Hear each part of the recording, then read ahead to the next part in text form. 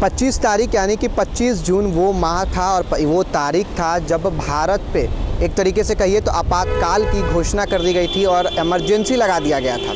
कारण स्पष्ट होगा अगर आप पढ़ेंगे तो इलाहाबाद कोर्ट से जब इंदिरा गांधी के चुनाव को निष्कासित कर दिया गया, अब उनको कहा गया कि अब आप कोई दूसरा प्रधानमंत्री बनाइए, तब वो फिर इमरजेंसी लगा दी और इसके खिलाफ में जेपी आंदोलन हुआ। मैं इसका जिक्र इसीलिए कर रहा हूँ क्योंकि वीडियो में आपको आगे पता चल जाएगा।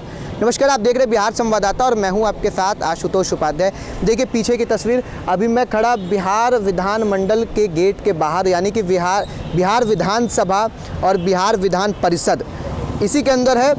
और जो बिहार के भविष्य यानी बिहार के विकास की जो बात होती है वो यहीं से होती है और जो लेखा जोखा लिखा जाता है वो यहीं से लिखा जाता है। अगर एक बात आप स्पष्ट समझ लीजिए कि आम जनमानस के लिए, आम जनता के लिए एक है कि जान है तो जहान है, लेकिन राजनीतिक व्यक्तियों के लिए यानी कि राजनीतिज्ञ के लिए है सत्ता है तो सब कुछ है। क्योंकि अगर सत्ता नहीं है तो उनको कोई पूछने वाला नहीं है। सत्ता से बेदखल हैं तो फिर आप एक स्टैचू की तरह हो जाते हैं। ये सब मैं इसलिए जिक्र कर रहा हूँ क्योंकि एक समय ऐसा था कि जब जयप्रकाश नारायण के साथ में नीतीश कुमार, सुशील मोदी, रविशंकर प्रसाद, लालू प्रसाद यादव, तमाम बड़े लीडर जो थे वो उनके साथ में थे। उत्तर प्रदेश की बात करेंगे तो मुलायम सिंह यादव यानी स्वर्गीय मुलायम सिंह यादव भी उनके साथ हुआ करते थे।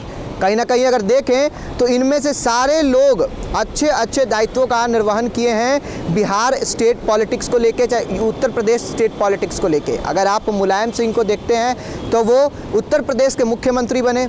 अगर आप नीतीश कुमार को देखते तो बिहार के मुख्यमंत्री बने। लालू प्रसाद यादव को अगर देखते हैं तो वो बिहार के मुख्यमंत्री बने। सुशील मोदी बिहार के उप मुख्यमंत्री बने। भाजपा से फिर रविशंकर प्रसाद गए, वो कानून मंत्री बने। पाटलिपुत्रा जो पटना साहिब क्षेत्र है वहाँ से वो सांसद बने। और अब उसके बाद से फिर जो तमाम बड़े लीडर्स हैं वो भी कहीं ना कहीं एक अच्छे पोस्ट पर, अच्छे बिहार में राजनीतिज्ञ होकर उभरे ही थे।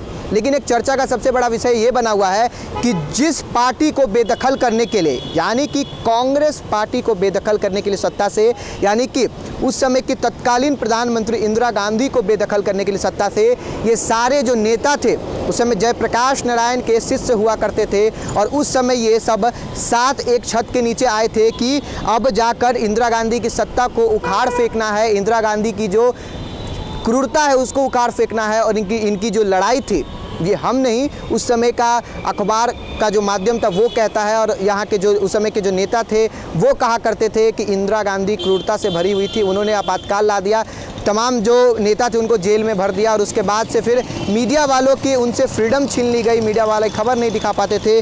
अगर आप बात करेंगे जयप्रकाश नारायण की तो जयप्रकाश नारायण फिर आते हैं और वो संपूर्ण क्रांति का नारा देकर फिर वो एक आंदोलन शुरू करते हैं जिसमें 7 मुख्य चीज़ों को शामिल किया जाता है, जिसमें सांस्कृतिक, बेरोजगारी और इन सभी महत्ताओं को उसमें शामिल किया जाता है। अब उसमें आप समझने योग्य बात है कि जिस नीतीश कुमार इस अब 15 वर्षों से ज़्यादा बिहार की राजनीति संभाल रहे हैं, बिहार की दिशा दशा दे रहे हैं, वो आज कांग्रेस के साथ और कांग्रेस के कहीं ना कहीं सामने झुकते हुए नज़र आ रहे हैं। कुछ लोग जो हैं उनको JP2 का भी नाम दे रहे हैं कि नहीं भाई, उस समय जब विपक्षी पार्टियों को एकजुट करने का जब समय आया था तो विपक्षी पार्टियों को एक जयप्रकाश नारायण ने किया था इंदिरा गांधी के विरुद्ध में, और अब नीतीश कुमार कर रहे हैं विपक्षी पार्टियों को एकजुट।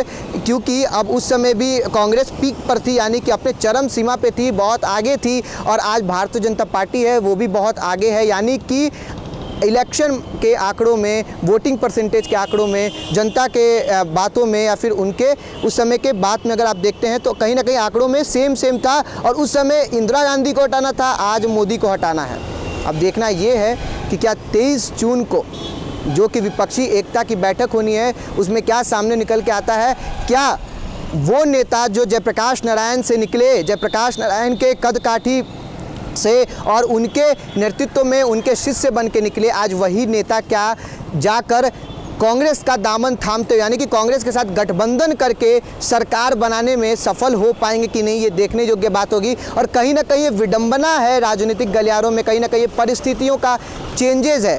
यानी परिस्थिति बदली है और देखिए कौन कहाँ कब कैसे आ जाए ये ठीक नहीं है। ये हमने आपको बताया, ये काफ़ी महत्वपूर्ण बात थी जो हमने आपको सोचा कि बिहार विधानसभा यानी बिहार विधानमंडल के सामने आकर बताएं, ताकि आप बारीकियों से चीज़ों को समझे जो मैंने आपको बताया। क्योंकि जो दिशा और दशा जो है बिहार की वो यहीं से तय होती है। तमाम जो राजनीतिक नेता हैं, राजनीतिक दल पार्टी के जो लोग हैं, यही बैठ के आपस में डिस्कशन करते हैं, आपस में लड़ाई झगड़ा तक कर बैठते हैं कि भाई बिहार में विकास होनी चाहिए। भले वो विपक्ष में बैठे हो तब ये बात वो करते हो, बाद की बात हमें नहीं पता। आपकी क्या राय है कमेंट बॉक्स में ज़रूर बताइएगा। कैमरामैन अभिषेक के साथ मैं आशुतोष, पटना।